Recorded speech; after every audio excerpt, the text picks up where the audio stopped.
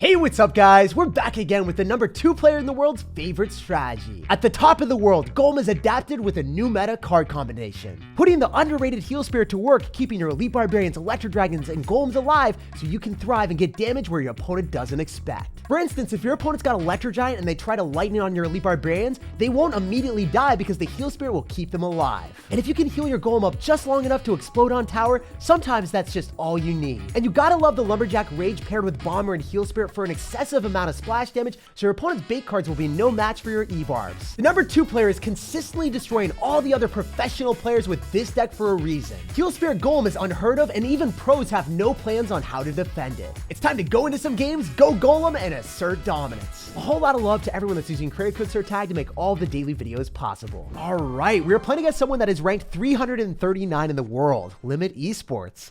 Well, there's no limit to our bridge spam. This deck is very aggressive that we're playing. He's going to go in for a mortar immediately. Let's go in for a heal spirit here so it locks onto the heal spirit and so the bomber can finish off the mortar. So that's a massive overcommitment from our opponent, dropping an entire minion horde just to kill a bomber that was 2 elixir. I think he spent his entire elixir bank already. So I was telling you guys that our deck is aggressive and we're going to fulfill the bill. We're going to go in for a lumberjack here, and then I'm going to go in for E-barbs right after because I think his elixir is very limited. It's going to be hard for him to deal with that. Nope, never mind. That's a cannon cart. So I'm going to wait for the cannon cart to decompose, and then I'm going to go in for a golem. So that's going to work out really well for me because our opponent's down a lot of elixir without his highest damage card, which is his cannon cart, right? He's dropping a lot to make that happen. Fortunately for us, he's going for spear goblins and not going for a mortar. If he goes in for a mortar, we would also ignore it as long as it's in the other side because it's not going to take out my entire tower. It'd probably do like 2,000 damage. Spear goblins, they're going to do a lot, but it's also something I can ignore because it's not going to take my tower. So we know that the guy ends up having a aggressive minion horde in his deck. So what I'm planning on doing is I'm going to go in for an electro dragon here. I'm going to get him to go in for a minion horde, and I'm going to heal spirit on top of it, ideally. Then we can go in for a tornado and finish it all off with the electro dragon and keep the electro dragon alive. Yo, it worked! Wow. So adjusting to your opponent's card cycle is what makes this deck really pop off. Sometimes golem decks can be extraordinarily low skill, but when you've got heal spirit, you can make some pretty cool plays. So we're still not in the clear yet. Like, this game is definitely not even close to 1, but it's begun to be a lot more fun. So I can go in for a golem in front of my tower, so then he can't go in for a cannon cart and like aggressively snipe my tower with like spear goblins, cannon carts, something stupid like that. So we're gonna be able to protect the tower there and make a bigger push. He goes in for a is he going to do the exact same thing that he did last time? Is this time he's just going to get the minion horde on top of skeleton dragons? I wonder. It's going to be better for me to go for skeleton dragons since the mortar can't crush that because the skeleton dragons are an air card, so the mortar objectively just cannot shoot up. All right, we're going to be able to go in for the electro dragon as well, and I think I'm able to finish off the miner utilizing our bomber. So I'm in a good spot, all things considered. I would like to have more health on my tower, but, you know, that's more of a luxury, I would say. We can E-barbs here as well, and then we can go and pull his cannon cart and spear goblins utilizing our tornado. I'm assuming he's going to go spear goblins. If he doesn't, then I'd be surprised. Be very surprised, actually. Oh, the electro dragon's chained onto the wrong thing. That's terrible. This is actually really bad for me. Please don't do this to me. I have a family. Don't do me. All right, so we're going to go for a tornado, pull back the cannon cart so then it eventually dies. He's propelling our lumberjack closer to the cannon cart, too. Man, you're mischievous. All right, we got to go golems in front of our tower, so if he goes in for a mortar, it will always target the golem instead of hitting our tower. Hopefully the spear goblins follow suit. I think one spear goblin locks under a tower, which is pretty bad. Okay, the electro dragon is going to do well. Then we can go for a heal spirit again, potentially. I really want to make that same play. I want to be a savage right now. I don't want to be average. All right, we're going to go in for skeleton dragons, and we're also going to go in for a lumberjack as well and just go in for a heal spirit. I'm going to spend all of my elixir, and I think that he's not going to be ready for the heal spirit, and then we can tornado on the minions. Please, just kill the minions, man. I have one job right now. Wasn't enough. We're not going to be able to break through. Cannon cart is so sturdy on defense. Sometimes when you're playing against a top 300 player like this guy and they play well, it's going to be hard for you to find your opportunities to break through. We are trying our hardest, though. We're going to make it happen, I believe. We go skeleton dragons here because it will be able to finish off the miner. We'll probably force out some extra elixir that he doesn't want to drop. We're going to go for a golem because the skeleton dragons are going to be able to protect our tower for a short period of time. We know that heal spirit plus electro dragon is probably going to be the play against his aggressive minion hordes that he's going to be dropping every time that he can. When he goes in for a miner, ooh, I don't want a heal spirit plus tornado on that. I want to save it for the minion horde because the minion horde is the big threat here. He's going to go for a snowball. Okay, he's logging. That means he has no thing for the heal spirit. The heal spirit's going to stay alive regardless now. The lumberjack's on the tower. No way. That lumberjack got healed up and it took down the tower. That's ridiculous. Holy heck. We got the guy giving us a toxic goblin emote because his goblins felt useless. That lumberjack cleared a pathway for pain, and even a top ladder player with log and snowball couldn't bounce everything back. And after obliterating mortar bait, we're 1,400 in the world. And destroying a dude that finished top 300 in the world shows the pure strength of the golem pushes. Jump into the game, it's time to smoke Smokey. At least that's what I'm hoping for right now. I don't know if we can destroy him. We're gonna go in for a heal spirit at the start and just figure out what his deck is. A lot of times that'll give us a clue on what to do. Generally, whenever we go for 1 elixir cost card at the river, it's a very low investment of elixir, and you're able to see what your opponent's cards are if they respond to counter the heal spirit. So I like doing that as a starting play. He didn't respond, he took 120 damage, and then he cycles a musketeer in the back. So this could end up being a Hog Rider fast cycle deck. Ooh, no, those are minions. Is this Mega Knight? This has to be Mega Knight, right? If we see musketeer and minions, I don't see anything else. Oh my goodness. Chill, bro. Chill for a second. Well, not like that. I didn't mean literally chill with the freeze. Come on. Oh my goodness. Am I dead? I might lose. I might have literally lost because I summoned the freeze with the chill. I just got to curse myself for that, you know? Like, you can't blame anyone but me. It's not even my opponent's outplay or anything. I brought that upon myself. Oh my goodness. I can't believe that happened. That's the first time that's ever happened to me. All right, so we can go in for a golem in the back because the E-barbs are out of cycle, but I'm hoping, yeah, I was like hoping he could spam stuff into us, so then maybe we can get some value back. Okay, he's going to zap so he gets 1 Hog Rider hit.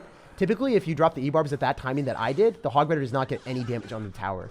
So I want a tornado so then we can guarantee that we're able to finish off the Valkyrie and then keep the E-barbs alive, and he doesn't have any distractions in cycle because he just wasted his skeleton army. Well, we wasted the skeletons out here, and he's angry.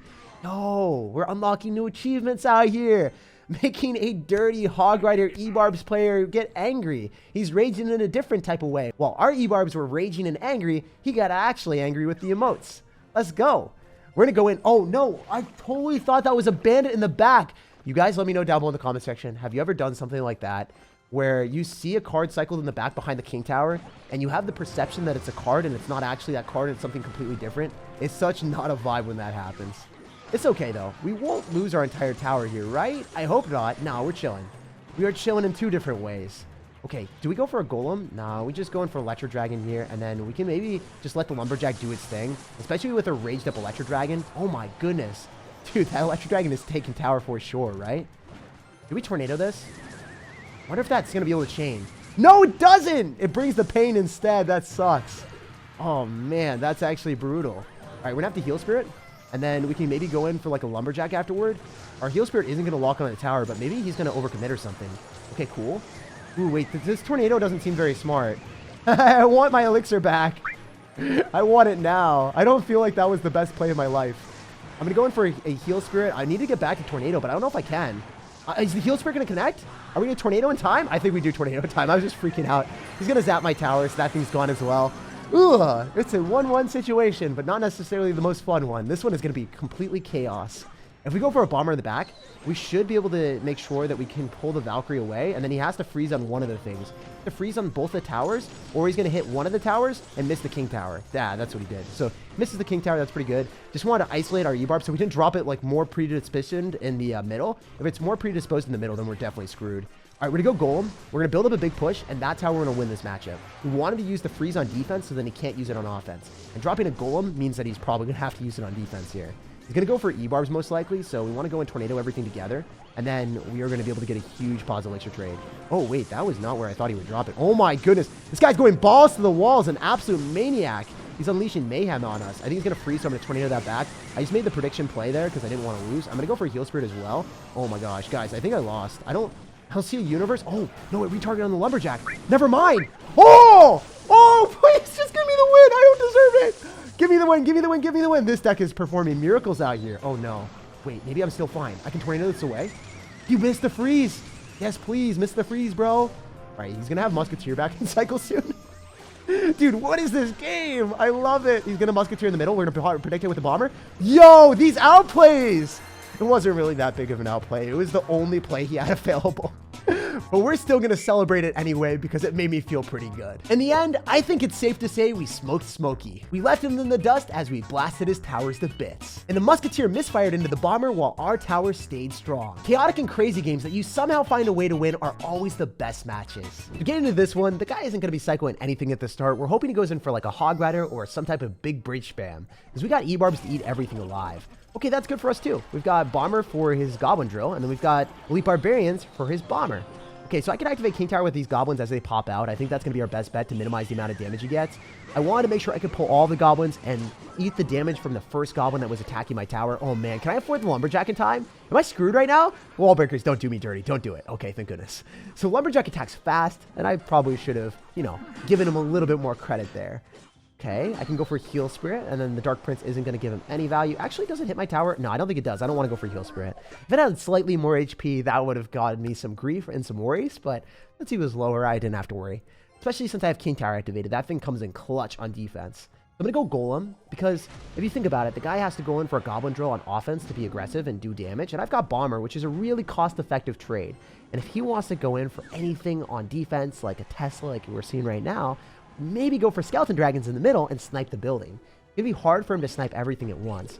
Also, generally, a lot of people that are running Goblin Drill decks do not have great air defenses besides Fireball. So I'm going to wait and see if he wants a Fireball on top of the Skeleton Dragons, and then we're going to just try to space out our stuff, making sure that the Electro Dragon's off to the side, our Skeleton Dragons are in the middle, and he can't Fireball everything at once. It's imperative to do that if you want to be successful in this game.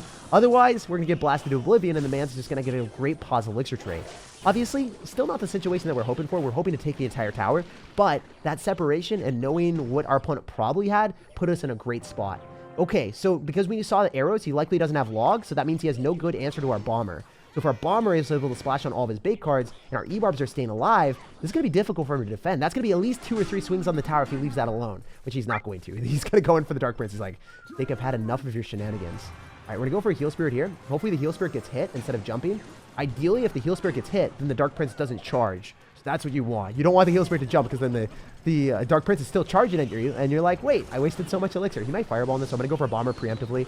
I like making those type of predictions. Oh, the Skeleton Dragons still finished it off, I think. Or was that the Bomber shot? I don't know. My editor will let you guys know. That was pretty cool, though. Whatever finished that off, I am forever in your debt. So I'm going to go for E-Barbs here. Our opponent will likely go in for a Goblin Gang on defense to distract them. But I can go in for either Skeleton Dragons or Lumberjack or whatever I want here. I think it's better to go in for Electro Dragon and then Lumberjack, and after he Fireballs, immediately go in for your Skeleton Dragons right after. Dude, he's going to Fireball arrows. That does finish off an Electro Dragon. Not terrible for us, because we're getting a raged up, angry Golem. He's like, you killed my brother. You will face the ramifications as we ram the tower. So we are going to get a bit of damage. Not as much as we were hoping for, but still something. We're going to go in and have the Heal Spirit die to the double Dark Princes, and then we're going to go in for another Lumberjack here. So, reason why I'm playing really aggressive right now is because I don't want him to be able to afford the Fireball on offense, because then he would be able to splash through and hit my Skeleton Dragons, and that would be catastrophic for me. So with the Bomber, I don't think we take any damage. Still a bad spot though, man. The fact that he's going to end up having Fireball and arrows is tragic. So I'm going to have to keep up the defense here, because he's going to go in. My man's crazy out here. We're going to go Heal Spirit, and we're going to go Lumberjack on top. So the Bomber hits that instead of hitting the tower. When he Fireballs, seems like a bit of an investment. I don't know if he's going to have enough to stop all this. Especially if we have raged up Skeleton Dragons with the Bomber and Electro Dragon. He's got to go arrows. Not good, not good. Oh my goodness. We're going to go in for an Electro Dragon preemptively, because we know he's going to go in for his Goblin Drill soon. We need to go in for a counter to the Bomber, which will definitely be down there. And we got to go E-Barbs at the same time. I got to go Heal Spirit. That's the only way of countering the Goblins. And it worked out. He went for a Fireball. He's got to go for one more Fireball to win the game. He needs to get this Fireball down. I don't know if he can. He's going to have to cycle 4 cards. Can we be able to break through before he goes in for a Fireball? That's my only need in life. Breaking through before he Fireballs me. Please, let it happen, Clash Royale. Where Tornado, whatever he's got. The Lumberjack's going to lock onto the tower. No freaking way! The comeback is real. And that was a steal, baby. You'll love to see it. Clutch games with this Golem deck, just because the Lumberjack and aggressive cards at the river pile on pressure that make your opponent choke. If your opponent feels like the game is sealed up in their favor and they get complacent and just make one slight slip up, that's all it takes for you to take their tower. We're 1,300 in the world, and we're going to keep pushing up. Yo, this guy finished 98 in the world. Oh my goodness. So he is ready to see our Golem skill.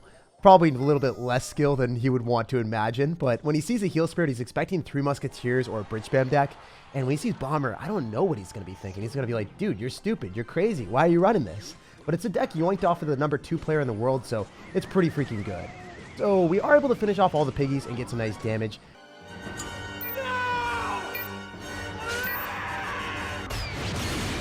The good thing about our deck is we have answers to Rail Hogs. We've got answers to Goblin Drill, because the Bomber clutches up quick.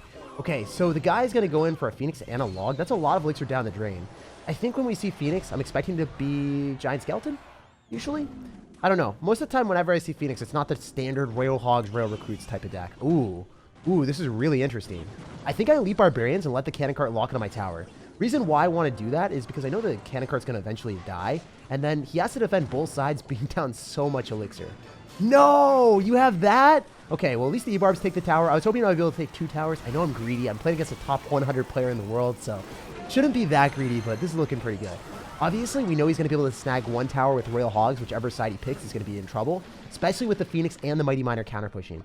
Ideally, what we do is we split our Skeleton Dragon so we achieve damage on both sides, on top of the Mighty Miner and also on his annoying piggies. And we're going to see what he wants to do here. I think I'm going to go for a Lumberjack.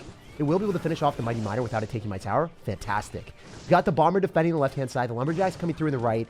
I don't know if I can actually defend this, though. That's the thing, because my tower on the left is 900 HP. Most of the time, I'm like, oh, I'm running a control deck. Easy win. I cut the end and defend with Bomb Tower. Not one of those things, because I know that my deck doesn't have good defenses from that standpoint. I've got no buildings. You really have to play aggressive with this matchup and in this deck specifically. You have to make sure if you are going to guarantee to lose a tower, you have to take the second tower so you win in a 2-1 situation. So I'm going to go for an Electro Dragon here. It is able to chain onto the Spear Goblins. The biggest decisive play that I made this game was just sacking the tower on the left and making sure I kept my E-Barbs healthy.